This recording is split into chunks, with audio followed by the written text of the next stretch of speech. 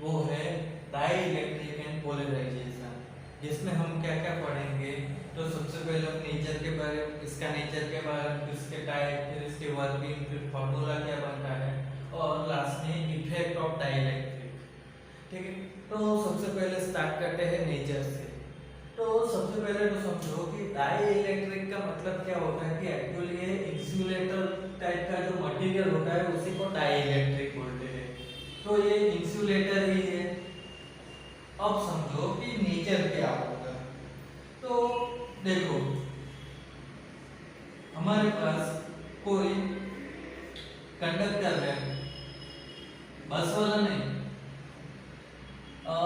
Conductor जिसमें 3 electron होते हैं। तो ये आयन होंगे और बीच में छोटे छोटे इलेक्ट्रॉन रैंडमली मूवमेंट करते रहते हैं। अब इस तरीके के जो कंडक्टर होते हैं, ठीक है, उनको अगर हम एक्सटर्नल फील्ड में रख दें, ठीक है, ये एक्सटर्नल फील्ड हो गई पॉजिटिव टू नेगेटिव, उसकी डायरेक्शन रहती है। तो हम क्या करेंगे कि जो कंडक्टर है उसको एक्सटर्नल फील्ड में रख दिया, तो अब जाके क्या होगा, तो अब ये जो नेगेटिव चार्ज है, मतलब कि इलेक्ट्रॉन, वो पॉजिटिव साइड की ओर, और जो पॉजिटिव आयन है वो क्या होंगे, नेगेटिव साइड की ओर पॉजिटिव आयन नेगेटिव साइड की ओर चले जाते। अब होगा क्या कि हमने यहाँ पर कोई एक्सटर्नल फील्ड अप्लाई किया हुआ है, बट आप देखो तो अंदर क्या हो रहा है, ऑपोजिट डायरेक्शन में एक फील्ड जनरेट हो रहा है, क्योंकि एक साइड पर पॉजिटिव चले गए, एक साइड पर नेगेटिव आ गए। तो इस केस में क्या हो रहा है कि अंदर भी एक इंटरनल इलेक्ट्रिक फील्ड जनरेट हो रहा है। अब कंडक्टर के केस में क्या होगा कि E external plus E internal equal to 0 होता है। इसका मतलब कि हमने जितना एक्सटर्नल फील्ड अप्लाई किया है, तो स्टेडी कंडीशन में क्या होगा कि कंडक्टर के अंदर भी उतना ही उसको अपोज करने वाला इंटरनल इलेक्ट्रिक फील्ड जनरेट होता है, जिस वजह से क्या होगा कि यहाँ पर नेट इलेक्ट्रिक फील्ड क्या हो जाता है, 0 हो जाता है। बट ऐसा किसमें होता है, कंडक्टर की हम बात कर रहे हैं। बट अगर हम इंसुलेटर या डाई इलेक्ट्रिक की बात करें, तो डाई इलेक्ट्रिक में तो क्या होगा कि सबसे पहले कि इस टाइप के कोई इलेक्ट्रॉन ही हो, सॉरी, इस टाइप के कोई 3 इलेक्ट्रॉन होंगे नहीं। तो क्या होगा कि उसमें तो सिर्फ मॉलिक्यूल होंगे। अब हम बात करने वाले हैं डाई इलेक्ट्रिक की। तो डाई इलेक्ट्रिक में क्या होगा कि डाई इलेक्ट्रिक है तो उसके अंदर ऐसे सिर्फ मॉलिक्यूल होंगे। अब मॉलिक्यूल वाले डाई इलेक्ट्रिक के ऊपर हमने एक एक्सटर्नल फील्ड अप्लाई कर दिया है। इस केस में क्या होगा कि ये जो मॉलिक्यूल होते हैं,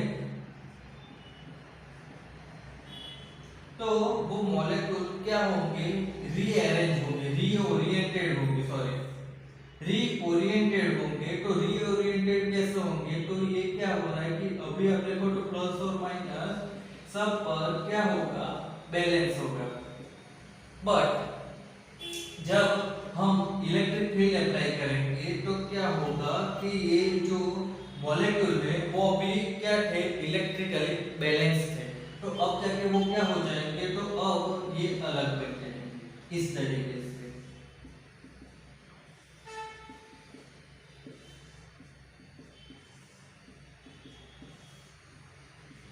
ये इनका क्या हो जाएगा, रीओरिएंटेशन हो गया। मतलब पहले देखो तो प्लस और माइनस 60 में ही थे, बट अब क्या हो रहा है कि अलग अलग हो रहा है। मतलब क्या हो रहा है कि यहाँ पर आप देखो तो ये एक डाइपोल बन रही है, एक तरफ प्लस एक तरफ माइनस। एक्चुअली देखो तो न्यूट्रल ही है, न्यूट्रल है मतलब कि नेट चार्ज 0 है। अब एक तरफ प्लस दे रहा है तो दूसरी तरफ उतना ही नेगेटिव आएगा। तो मतलब एक नेगेटिव चार्ज एक पॉजिटिव चार्ज आ रहा है, डिफाइनाइट डिस्टेंस पर, तो वो डाइपोल बन गई है। तो यहाँ पर उनकी क्या होगी, कुछ नेट डाइपोल मोमेंट भी बन रही है। अब ये डाइपोल मोमेंट कैसी होगी, तो इंड्यूस्ड होगी। क्यों? क्योंकि एक्सटर्नल फील्ड जब हमने लगाया तभी बन रही है, वरना विदाउट एक्सटर्नल फील्ड ये डाइपोल मोमेंट नहीं बन रही थी। तो ये इंड्यूस डाइपोल मोमेंट बन रही है, जिस वजह से क्या होगा कि बॉडी के ऊपर कुछ चार्ज आ जाएगा। तो ये चार्ज की वजह से क्या होगा कि अंदर इंटरनल इलेक्ट्रिक फील्ड जनरेट होगा। बट द डिफरेंस क्या होगा कि यहाँ पर एक्सटर्नल इलेक्ट्रिक फील्ड और इंटरनल इलेक्ट्रिक फील्ड का समेशन 0 नहीं होगा। क्या होगा? तो ये आपका E एक्सटर्नल हो जाएगा, तो E इंटरनल इतना ही होगा। जब हम डाइइलेक्ट्रिक की बात करें तो इसके अंदर जो इंड्यूस इंटरनल इलेक्ट्रिक फील्ड होता है वो पूरी तरीके से एक्सटर्नल फील्ड को बैलेंस नहीं कर पाता है, वो कम ही होता है। इसलिए तो ये कितना कम होता है, ये सब क्या होगा कि उसके टाइप पर डिपेंड करेगा, डाइइलेक्ट्रिक के टाइप पर डिपेंड करेगा। बट दोनों में क्या होगा कि वो बैलेंस तो कर ही नहीं पाएगा, वो कम ही रहेगा। कितना रहेगा वो टाइप पे डिपेंड करता है। तो अब हमको देखना है कि ये जो डाइइलेक्ट्रिक होते हैं तो उसके टाइप कितने होते हैं।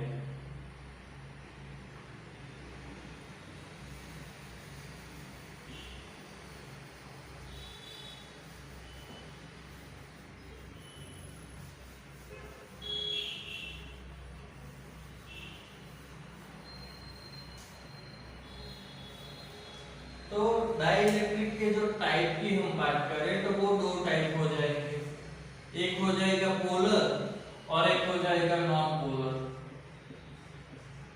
अब पोलर और नॉन पोलर में क्या होगा, तो एग्जांपल दे रहा हूँ। नॉन पोलर मतलब H2 N2 इस टाइप के जो होंगे वो नॉन पोलर में आएंगे, और पोलर में क्या होगा HCl H2O इस टाइप के जो मॉलिक्यूल होंगे वो क्या होंगे पोलर में आएंगे। अब नॉन पोलर में क्या होगा, तो नॉन पोलर में हम देखो तो जो पॉजिटिव चार्ज और नेगेटिव चार्ज क्या होते हैं एक दूसरे के ऊपर ही रहते हैं, तो कोइंसिडेंट होते हैं, एक पॉजिटिव दूसरा नेगेटिव। तो वहां पर क्या होगा कि कोई डाइपोल जनरेट नहीं होती, दोनों चार्ज एक ही जगह पर है, तो वहां पर कोई नेट डाइपोल मोमेंट जनरेट नहीं होती है। जबकि आप देखो तो पोलर में क्या होगा कि जैसे मैंने बताया HCl, तो ये कोई -Cl HCl की हम बात करें तो ये Cl है और ये कोई H पॉजिटिव है। तो अब देखो एक पॉजिटिव एक नेगेटिव चार्ज यहाँ पर आ जाता है अलग अलग, तो ये क्या हो जाता है कि पोलर मॉलिक्यूल कहलाते हैं। तो ये पोलर होते हैं, इस तरीके से नॉन पोलर होते हैं। तो इसमें क्या होगा कि कोई नेट डाइपोल मोमेंट जनरेट रहती ही है, जबकि इसमें क्या होगा कि कोई नेट डाइपोल मोमेंट होती नहीं है। बट अब दोनों को अगर हम इलेक्ट्रिक फील्ड में रख देंगे तो इस तरीके के जो भी मॉलिक्यूल होते हैं नॉन पोलर को, उसको हम कोई इलेक्ट्रिक फील्ड में रख देते हैं, ठीक है। तो क्या होगा, तो ये जो अभी पॉजिटिव और नेगेटिव एक दूसरे के ऊपर रहते थे ना, तो वो अलग हो जाएंगे अब, ठीक है।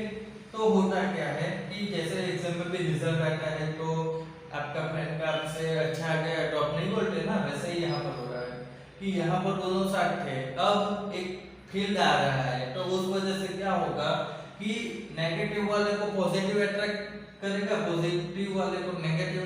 तो यहाँ पर जो इस तरीके से मॉलिक्यूल हुआ करते थे अब वो हो जाएंगे कुछ इस तरीके से, तो पॉजिटिव है तो नेगेटिव इधर आ जाएगा, पॉजिटिव इधर चला जाएगा। इधर देखो तो ये नेगेटिव है तो पॉजिटिव इधर आ जाएगा, नेगेटिव इधर चला जाएगा। तो इस तरीके से अब क्या हो जाएगा कि इसके अंदर एक मॉलिक्यूल जो होते हैं उनकी कुछ डाइपोल मोमेंट बन जाएगी। डाइपोल मोमेंट क्यों बन रही है, क्योंकि अब ये एक दूसरे के ऊपर नहीं है, एक दूसरे से थोड़े डिस्टेंस पर है, ये एक दूसरे से डिस्टेंस पर हो गए तो वो डाइपोल बन गए और उसमें कुछ डाइपोल मोमेंट आने वाले। सेम इस केस में आप देखो तो क्या होगा कि ये जो HCl के मॉलिक्यूल है तो वो क्या होंगे, वो इस तरीके से ही रहते हैं, नेगेटिव नेगेटिव पॉजिटिव। अब देखो तो होता क्या है कि ये कोई मॉलिक्यूल है, नॉन पोलर मटेरियल, तो इसमें ये पॉजिटिव नेगेटिव, ये पॉजिटिव नेगेटिव, ये पॉजिटिव नेगेटिव, तो यहाँ पर नो नेट डाइपोल मोमेंट। यहाँ पर क्या होगा कि ये हमारा मटेरियल है, इसके अंदर भी क्या होगा कि जो पोलर मॉलिक्यूल है उनकी पर्टिकुलर की कुछ डाइपोल मोमेंट होती है, बट मटेरियल के अंदर वो कुछ इस तरीके से अरेंज हुए होते हैं कि उनकी डाइपोल मोमेंट क्या होती है, जीरो होती है। कब की बात कर रहे हैं हम, जब एक्सटर्नल फील्ड नहीं है तब की। दोनों में, पोलर और नॉन पोलर दोनों में एक्सटर्नल फील्ड नहीं होगा तब क्या हो रहा है कि डाइपोल मोमेंट होती नहीं। यहाँ पर तो ऑलरेडी नहीं थी क्योंकि मॉलिक्यूल की नहीं थी, यहाँ पर मॉलिक्यूल की डाइपोल मोमेंट होती है, पर मटेरियल के अंदर वो इस तरीके से अरेंज होते हैं कि नेट डाइपोल मोमेंट जीरो बन जाती है। अब अगर हम यहाँ पर इसको क्या करते हैं कि एक्सटर्नल फील्ड में रखते हैं, जो पोलर मॉलिक्यूल होते हैं उनको एक्सटर्नल फील्ड में रखते हैं, तो इस केस में क्या होगा, यहाँ पर पॉजिटिव, यहाँ पर नेगेटिव, ये इलेक्ट्रिक फील्ड की डायरेक्शन हो गई। इस केस में क्या होगा कि जब हम एक्सटर्नल फील्ड अप्लाई करेंगे तो क्या हो जाएगा कि जो पॉजिटिव है उधर नेगेटिव वाला और इधर पॉजिटिव वाला, इधर पॉजिटिव वाला इधर नेगेटिव वाला, तो वो क्या हो जाएंगे, रीओरिएंटेड हो जाते हैं। सिंपल लैंग्वेज में समझो तो पहले जो रैंडम डाइपोल मोमेंट हुआ करती थी, अब क्या होगी, रीओरिएंटेड होके वो पॉजिटिव साइड नेगेटिव वाले मॉलिक्यूल चला जाएगा और नेगेटिव की साइड पॉजिटिव चला जाएगा, तो वो सब इस तरीके से अरेंज हो जाते हैं।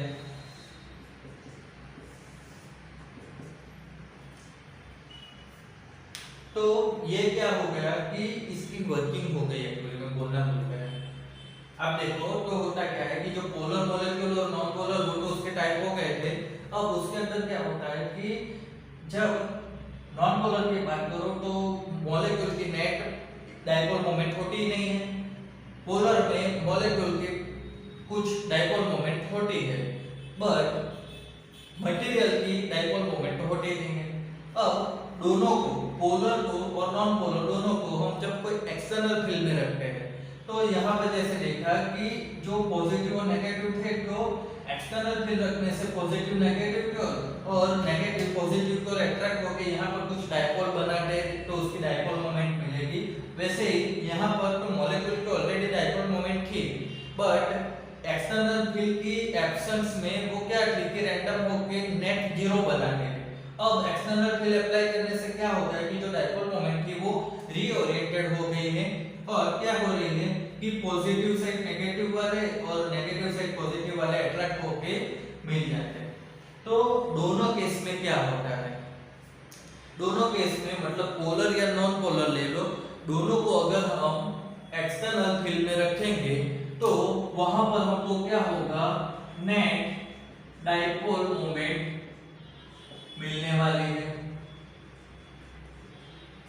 कुछ ना कुछ डाइपोल मोमेंट हमको मिलेगी ही, क्योंकि यहाँ पर भी रीओरिएंटेड हो गए, यहाँ पर भी रीओरिएंटेड हो गए, तो सबकी हम जो मटेरियल होगा उसके हमको नेट डाइपोल मोमेंट चाहिए, तो क्या होगी कि इंडिविजुअल मॉलिक्यूल की डाइपोल मोमेंट को ऐड करते जाना है बस, तो हमको कुछ नेट डाइपोल मोमेंट मिलने वाली है। कैसे मिलेगी, तो एक मॉलिक्यूल की जो होती है उसको ऐड करना है, ठीक है, मतलब मॉलिक्यूल के नंबर को एक डाइपोल के मोमेंट के साथ मल्टीप्लाई कर दो तो वो नेट डाइपोल मोमेंट हो जाती है। अब ये जो नेट डाइपोल मोमेंट मिलती है हमको, उसको हम पर यूनिट वॉल्यूम लेते हैं। तो इसको अगर हम पर यूनिट वॉल्यूम लेते हैं तब जाके हमको जो क्वांटिटी मिलेगी उसको बोलते हैं पोलराइजेशन। तो पोलराइजेशन क्या होगा, तो net dipole moment per unit volume.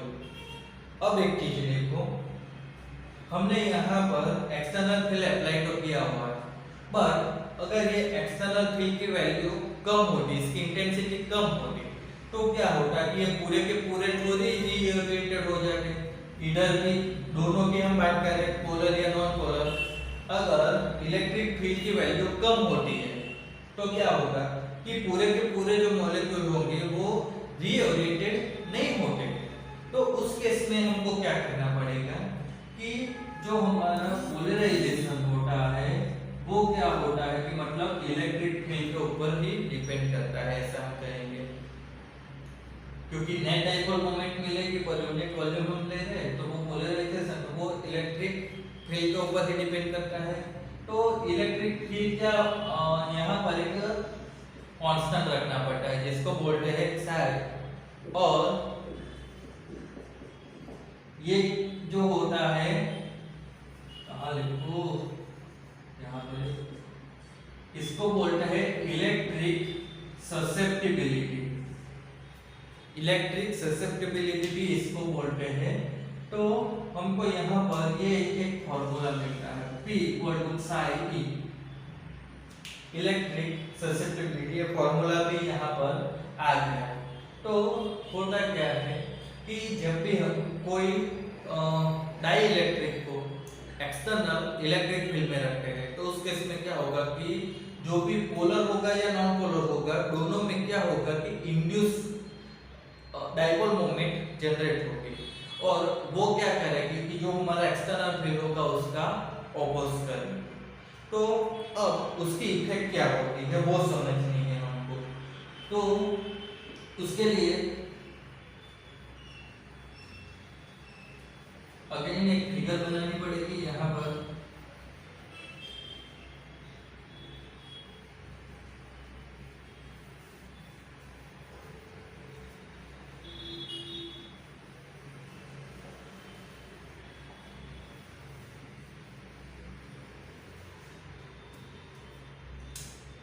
हम यहाँ पर बात करने वाला है इफेक्ट ऑफ डाइइलेक्ट्रिक के, मतलब कि जब हम कोई इलेक्ट्रिक फील्ड लेते हैं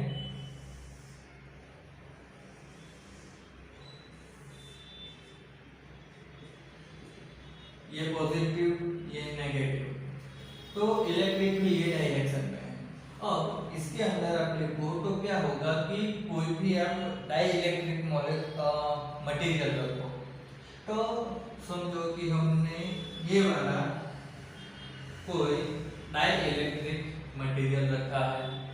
अब ये डाई इलेक्ट्रिक मटेरियल रखा है तो होता क्या है कि इलेक्ट्रिक फील्ड अप्लाई है बाहर को, तो उस वजह से क्या होगा कि इसके अंदर इंड्यूस डाइपोल जनरेट होने वाली है और वो डाइपोल की कुछ डाइपोल मूवमेंट होगी।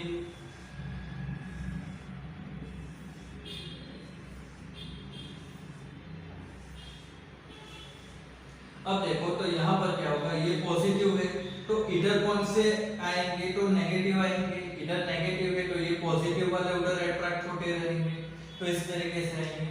अब बीच वाले जो मॉलिक्यूल होंगे उसमें क्या होगा कि इधर नेगेटिव आ गया तो ये पॉजिटिव बनेगा। अब ये पॉजिटिव है तो इधर कौन सा आएगा, तो इधर तो नेगेटिव ही आएगा। अब आप देखो इधर पॉजिटिव है तो यहाँ पर नेगेटिव भी आएगा और यहाँ पर पॉजिटिव आएगा। तो होता क्या है कि जब हम डाई इलेक्ट्रिक को एक्सटर्नल फील्ड में रखते हैं तो जो भी डाई इलेक्ट्रिक मोमेंट होगी वो भी रीओरिएंटेड हो जाएगी। तो यहाँ पर क्या होगा कि आप देखो तो ये जो हो रहा है ये क्या कर रहे हैं कि एक दूसरे के चार्ज जो होते हैं वो एक दूसरे को क्या कर रहे हैं, काउंटर बैलेंस कर रहे हैं। तो यहाँ पर हमको नेट चार्ज क्या मिलेगा, 0 मिलेगा। यहाँ पर नेट चार्ज हमको 0 मिलेगा। बट आप देखो तो जो डाइपोल है वो तो ऐसी रहती है, डाइपोल रीओरिएंटेड हो गई है, तो उस वजह से क्या होगा कि dipole moment, net dipole moment वो तो 0 नहीं होगी। अरे भाई देखो पहले डाइपोल मोमेंट होती थी पर्टिकुलर मॉलिक्यूल की, बट वो रैंडमली ओरिएंटेड होके 0 बन गई थी। बट जब हमने एक्सटर्नल फील्ड अप्लाई किया तब हमको नेट डाइपोल मोमेंट तो मिलती थी ना, वही केस है यहाँ पर। बट इस केस में आप देखो तो होता क्या है कि इधर का पॉजिटिव और इधर का नेगेटिव वो एक दूसरे को बैलेंस कर देते हैं, तो नेट चार्ज की हम बात करें वो 0 हो जाता है। अब देखो तो यहाँ पर होता क्या है कि अगर ये जो डाइलेक्ट्रिक है इसका पोलराइजेशन P हो, ठीक है, तो डेल्टा V वॉल्यूम की हम बात करें तो डेल्टा V वॉल्यूम में हमको डाइपोल मोमेंट वो किस तरीके से मिलेगी, तो वो हो जाएगी P इंटू डेल्टा V तरीके से मिलेगी। ये देखो net dipole moment divide by volume कर रहे हैं तो वो हमको पोलराइजेशन मिल रहा है। अब ये जो डाइलेक्ट्रिक मिला है इसका पोलराइजेशन P है पूरा का पूरा। तो अगर हमको डेल्टा V वॉल्यूम के लिए डाइपोल मोमेंट चाहिए, डाइपोल मोमेंट, तो वो कैसे मिलेगी, तो वो हमको मिलेगी पोलराइजेशन इनटू डेल्टा V करके। तो ये क्या हो जाएगी, डेल्टा V वॉल्यूम की डाइपोल मोमेंट हो जाएगी। अब देखो तो यहाँ पर क्या हो रहा है कि यहाँ पर ये पॉजिटिव साइड है, ये नेगेटिव साइड है। अब इसमें होता क्या है कि ये जो लास्ट वाले इलेक्ट्रॉन या लास्ट वाला कह लो चार्ज, लास्ट वाले जो चार्ज होते हैं ये चार्ज क्या होंगे, ये चार्ज अनबैलेंस्ड होते हैं। आप देखा ना कि ये वाली डाइपोल मोमेंट के साथ ये वाला डाइपोल मोमेंट का जो चार्ज था वो एक दूसरे को बैलेंस कर रहे हैं।